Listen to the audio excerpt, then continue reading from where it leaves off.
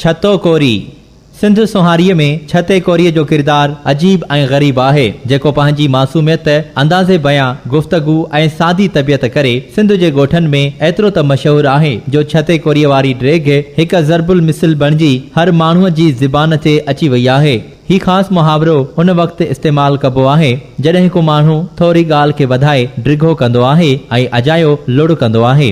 ॻाल्हि करण वक़्तु अजाई ड्रेग कंदो मतिलब त फुज़ूल ॻाल्हाईंदो आहे।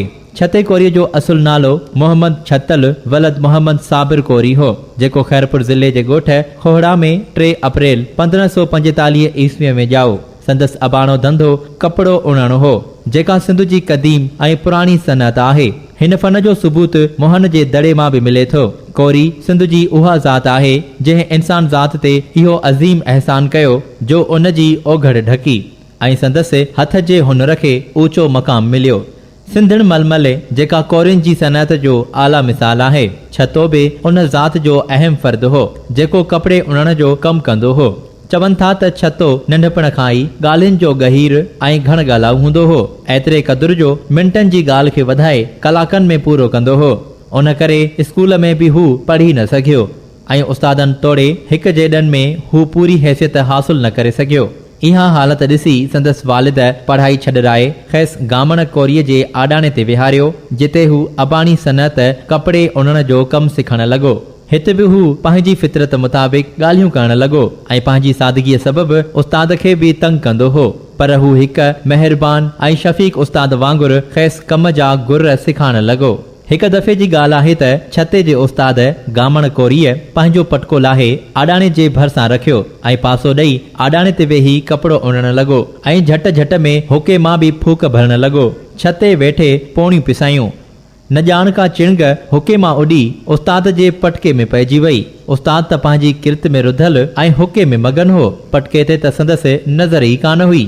छते ॾिठो त उस्ताद जो पटको थो सड़े, सो पंहिंजे मख़सूस अंदाज़ मूजिब चवण लॻो त क़िबला उस्ताद साईं, जीअं सदाई खूब खाई पिए, शल जग तुंहिंजो मोहताज हुजे। अव्हां जे प्यारे हुके शरीफ़ मां चिणग उथी अव्हां साहबनि जी पग मुबारक ते पई आहे। ज़ाहिर आहे त छतो जेसिताईं पग जे लफ़्ज़ ते पहुचे ऐं उस्ताद ॻाल्हि सम्झे तेसिताईं कपिड़े जी बुए बि तेज़ थी वई ऐं गामण उथी पग जो खणी ॾिसे त उहा अधु चट थी चुकी हुई। बहरहाल छते अजाई ड्रेग करे उस्ताद जी पग जो खंधो खणाए छॾियो। जेकॾहिं हू उन नाज़ुक मौक़े ते मुख़्तसिर बयानी खां कमु वठे हा त जेकर पटको सड़ण खां बची पवे हा। छते जी हीअ सादगी ऐं शराफ़त नुक़सानदेह हुई। असांखे एतिरो मोमिन बि बणजण न घुर्जे जो पंहिंजे ई घर खे बाहि लॻी वञे ऐं असां सादा बणिया बीठा ॾिसूं। असांजी इन शराफ़त असांखे तारीख़ में घणा ई नुक़सान पहुचाया आहिनि। छते जो अवामी किरदार जिते असांजी सिंधी क़ौम जी सादगीअ जी नुमाइंदगी करे थो, उते इन ॻाल्हि ॾांहुं बि इशारो करे थो त मौक़े जी नज़ाकत खे ॾिसी उन मूजिब क़दम खणणु घुर्जे ऐं क़ीमती अमुल वक़्त जो क़दुरु कजे।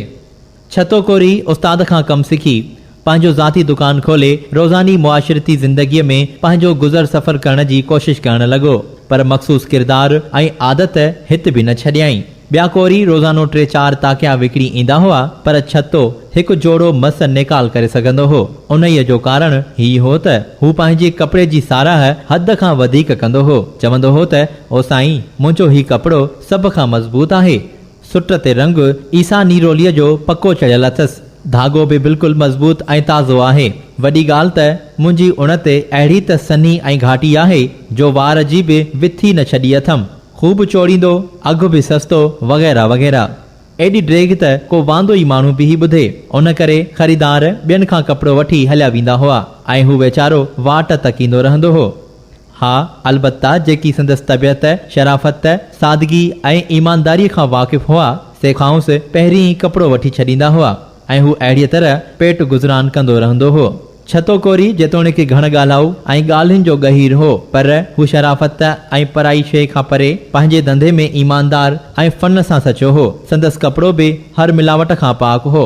डॉक्टर अब्दुल करीम संदीलो लिखे थो त हू चवंदो हो त ही कपिड़ो मज़बूत आहे, संदसि ठिकरी पकी आहे, धागो बि पको अथसि, घाटो उणियल आहे, तमामु घणो चोड़ ॾींदो, ॾाढो सस्तो आहे, बर बि वॾो अथसि ऐं खार में सॻो न गरदुसि।